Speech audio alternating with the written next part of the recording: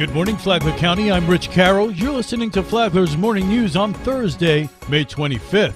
I'm not married. I don't have children. This is going to be my full-time job, and I feel like the community deserves that. 23-year-old Palm Coast resident Darrell Boyer announced his candidacy for the 2024 race to become state representative for District 19, which includes Flagler County. Rich Petchke has more with Darrell Boyer. He says that education is an important issue. I just graduated college, so I know firsthand what it's like and how liberal our college institutions are. And I believe that college should be a place for all college students to go and share their perspectives so that we can better grow ourselves.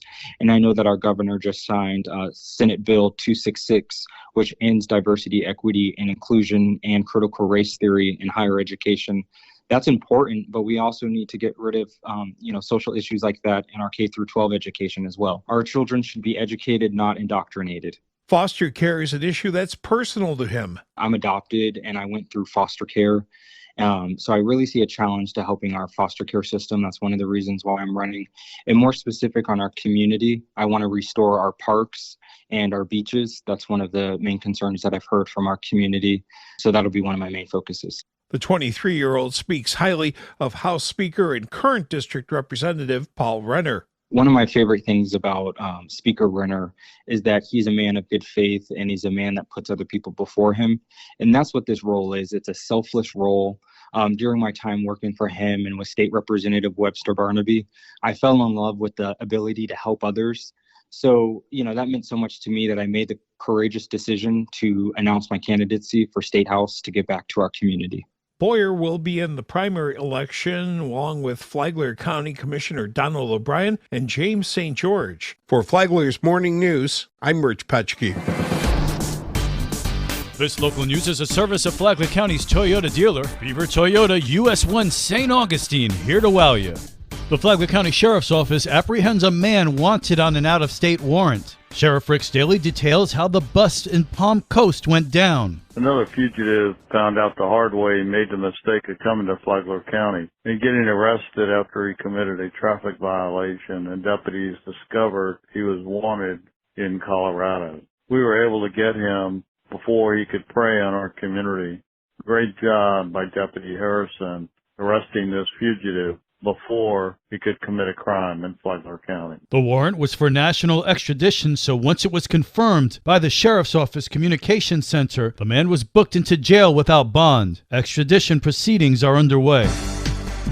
Flagler County home prices have stabilized. An analysis of local real estate data by the Palm Coast Flagler Regional Chamber of Commerce shows Flagler County's real estate cool down extending, despite moderate increases in property values and sales prices.